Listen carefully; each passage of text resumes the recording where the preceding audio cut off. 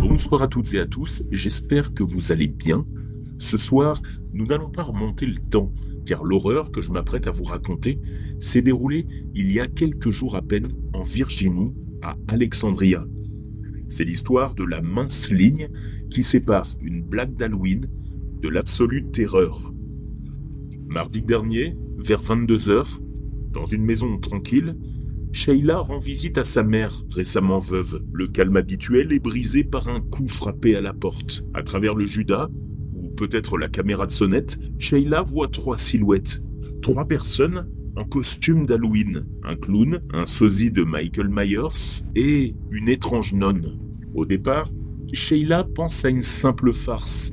Un joyeux Halloween lancé avec légèreté et avec un peu d'avance. Mais la légèreté n'a aucune place ici. Les coups se font plus violents. Les voix derrière les masques se font plus menaçantes. C'est soit vous sortez, soit on entre. Ouvrez la porte. La farce est terminée.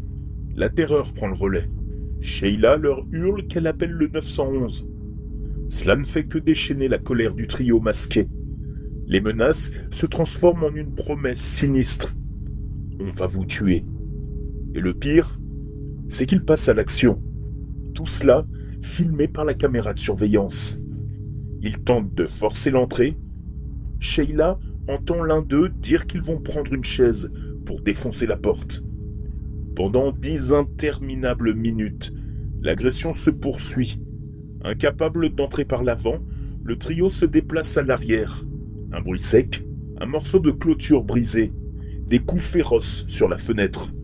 Les masques de fiction s'animent de la plus pure intention criminelle.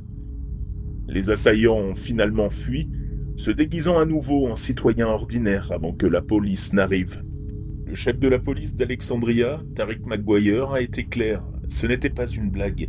C'est une tentative de cambriolage et des menaces criminelles. Mais pour Sheila et sa mère, le bilan est plus lourd que le simple dégât matériel. Leur foyer, leur sanctuaire, a été violé pendant 10 minutes.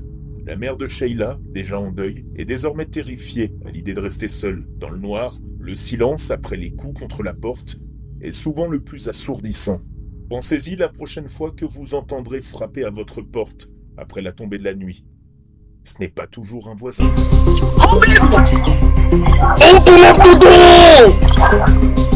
On dit pas